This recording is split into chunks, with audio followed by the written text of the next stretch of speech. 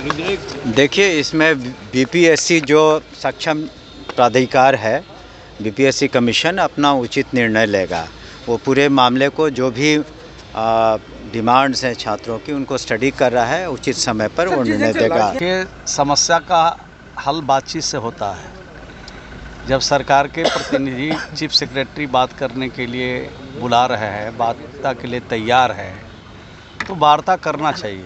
नमस्कार, आप देख रहे हैं न्यूज़ पॉइंट नेशन। मैं आपके साथ अभिजीत सिंह। 17वीं बीपीएससी को लेकर लगातार छात्र हैं वो प्रदर्शन कर रहे हैं और पटना के गर्दनी बाग धरना स्थल पर धरने पर भी बैठे हुए हैं और सड़कों पर भी उतर रहे हैं और उन पर लाठियां भी चलाई जा रही है। और वहीं विपक्ष है वो सरकार को घेरते हुए नजर आ रहे हैं और साफ तौर पर कह रहे हैं कि बिहार को रिटायर अधिकारी चला रहे हैं। इसी को लेकर जब सवाल किया गया बिहार सरकार में मंत्री, शिक्षा मंत्री सुनील कुमार से और श्रवण कुमार से, तो क्या कुछ कर रहे हैं, पहले सुनिए उनकी बातों को।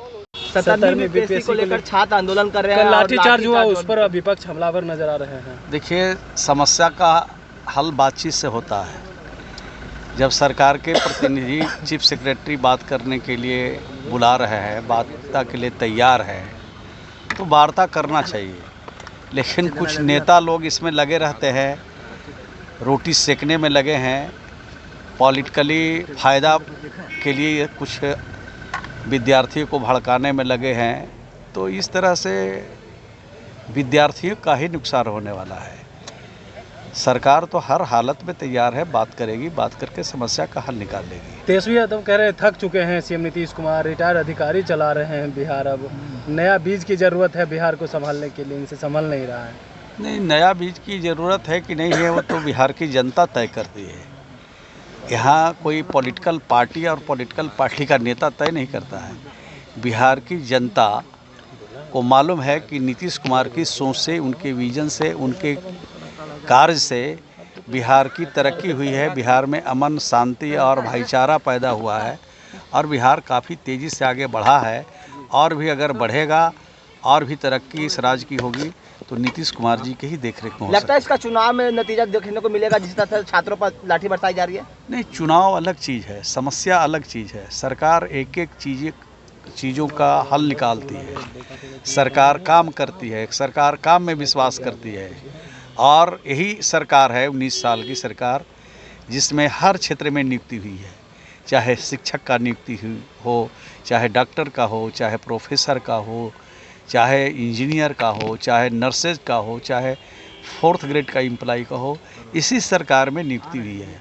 और मुख्यमंत्री जी ने कहा है कि 2025 तक 12 लाख लोगों को हम नौकरी में शामिल करेंगे और 24 लाख इस राज्य में रोज़गार लोगों को देंगे।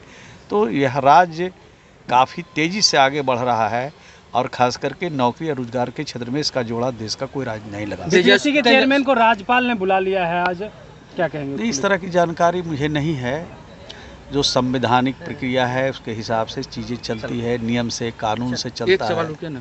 तेजस्वी यादव कह रहे हैं कि बिहार में सरकार कौन चला रहा है, ये हो गया, छोड़ दो। देखिए, इसमें बीपीएससी जो सक्षम प्राधिकार है, बीपीएससी कमीशन अपना उचित निर्णय लेगा।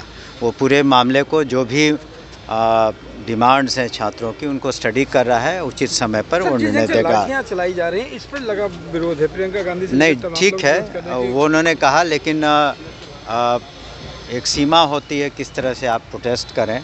तो उसको तो सीनियर एसपी पटना और डीएम पटना उसको देख रहे हैं।